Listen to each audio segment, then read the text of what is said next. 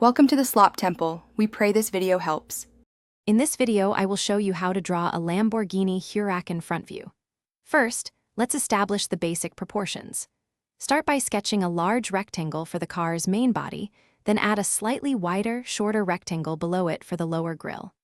Next, draw a central vertical line and a horizontal line across the upper rectangle to help maintain symmetry and guide your initial placement of features. This foundational step is crucial for a balanced drawing. Now, let's define some of the Huracan's key features.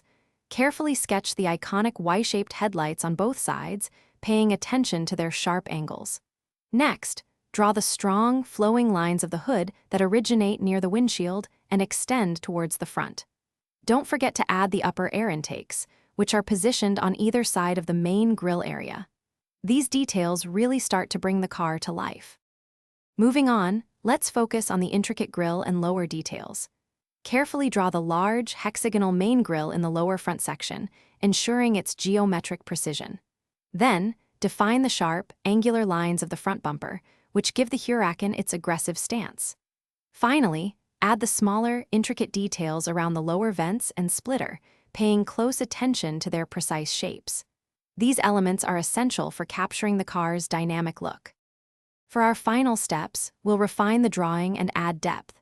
Gently erase all your initial construction lines, then carefully go over all the outlines to make them crisp and clean. Begin applying basic shading to create volume and show the car's curves, paying attention to light sources. Remember, practice makes perfect, so don't be afraid to experiment with different shading techniques.